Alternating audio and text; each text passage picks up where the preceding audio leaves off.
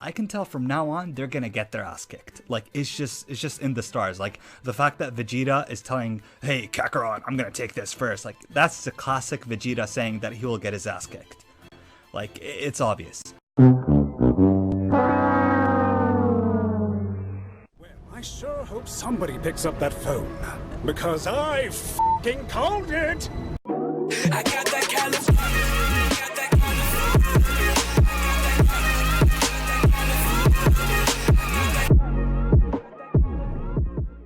Before I start this video, I'd just like to thank the 500 people who watched my previous video.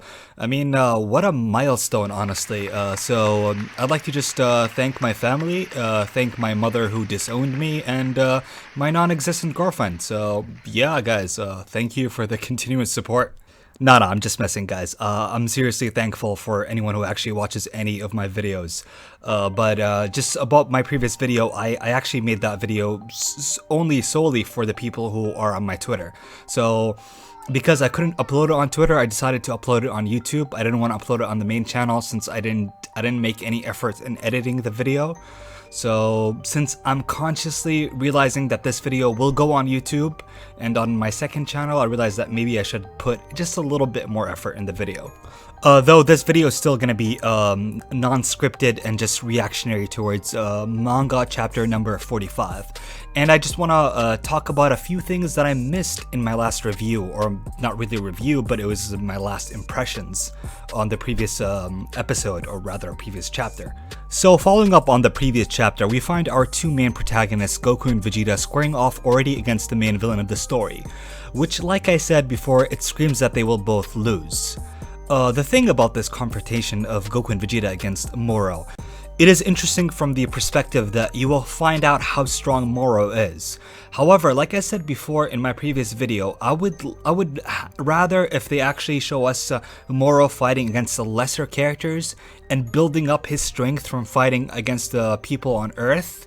And from there, he faces off against Goku and Vegeta after he reaches his final form, so to speak. You know, because, you know, with these villains, they tend to have like a first form, second form, third form. All the main villains had different kinds of forms, well, aside from Jiren. But like I said, Jiren's a piece of shit, so... But with Moro, I really like his introduction, like I said before. I also like this thing that I never mentioned in my previous video. I like the way he takes off his cloak and just see his design. His design feels a lot more original than the other characters, like what Toriyama typically draws. Like, I know this is a Toyotaro design, so it really does feel like something fresh, something new. So I really dig his design, and I really wonder what kind of form he's gonna take down the line, because like I said, these characters, they tend to transform at one point. But anyways, Moro fights against Vegeta, a weakened Moro, and the interesting thing, he fights against a Super Saiyan God Vegeta. Like, correct me if I'm wrong, but Toyotaro seems to draw Vegeta, like his Super Saiyan God form, in a specific way. Like, there is a specific pose he uses when he draws Vegeta, so it's kind of implied or indicated by that he's in a Super Saiyan God. So correct me if I'm wrong, but he wasn't a Super Saiyan God when he fought against Moro.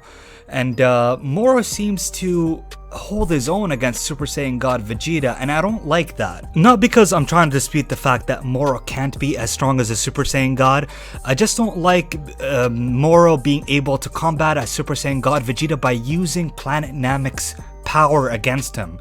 Like, correct me if I'm wrong, maybe I'm understanding this incorrectly, but Moro says that his ability doesn't come, like the ability he used against Super Saiyan God Vegeta, it doesn't come from his own, but it comes from the planet like he's on. And he's using that ability or that attack to not only combat against Vegeta, but he seems to be like even faster than Super Saiyan God Vegeta. So that kind of like, it kind of confuses me, because at this point Super Saiyan God Vegeta arguably, I'm saying arguably, can like destroy the entire universe, like based on what we have seen from Goku and Beerus fighting. And even if you don't want to say that Vegeta can't destroy the universe, he can easily like just one-shot the entire planet. Like, it doesn't make sense that Moro can use this power against a Super Saiyan God Vegeta. Like, if Vegeta was in his base form, then maybe, but a Super Saiyan God Vegeta and a weakened Moro, like if this Moro was like a full-powered Moro, then maybe. but it kind of confuses me, you know, just a little bit. Even though I know in the Tournament of Power, like power scaling has went down the drain with just like literally anybody is like god tier. Like at this point, you wouldn't be surprised if just Dragon Ball Super brings the farmer with the shotgun and give him like a freaking Ultra Instinct and make him fight against Jiren. Like you would not be surprised if something like that happens. Like seriously. But anyways, going back to Moro and his application of his own abilities, like it's very difficult to bring a character in the Dragon Ball show that has like a fresh sets of abilities, since we have seen like almost every type of ability in Dragon Ball Z. So it's very hard for the writers to come up with something fresh and new.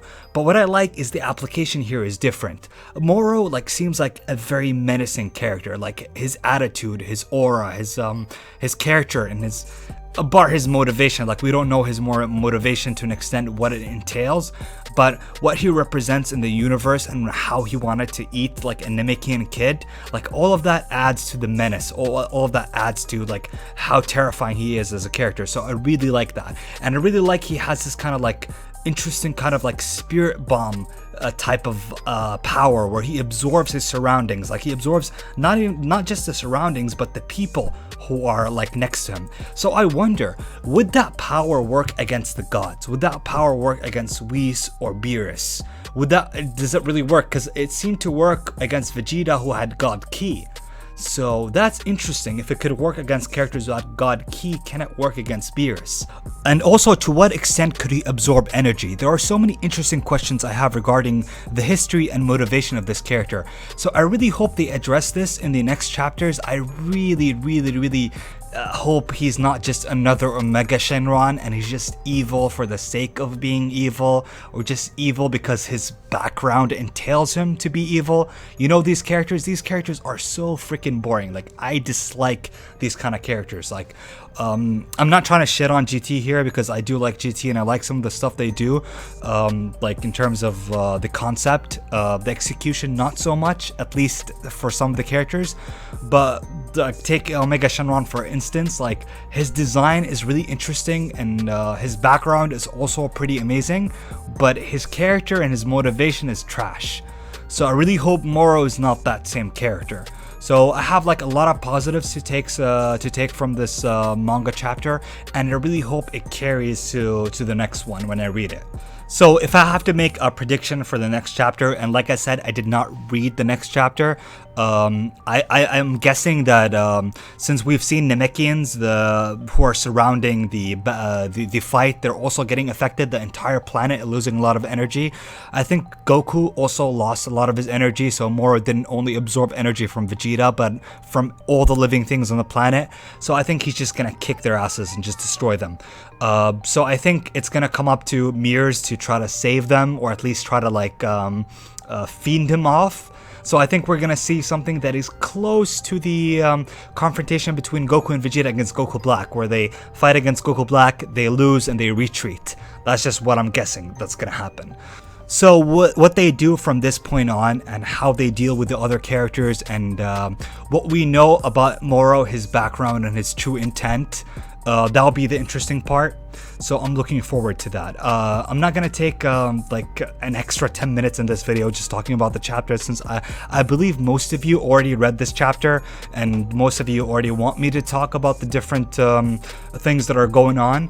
So I'm just gonna end it right here and just tell you guys that I mean, at this point, you would say that this is kind of predictable towards the trajectory of the story. Like, I don't see anything else. I don't see them beating Moro. I don't see them dying either. So it's going to have to be one of those things that they just, they lose and they retreat. So it's going to be up to what Goku does, what Vegeta does. Is Vegeta going to train? Is Goku going to train? Are they going to fuse and combine and be Gogeta at some point? So what they do from this point on, and how they deal with the other characters, and what we know about Moro, his background and his true intent, that'll be the interesting part.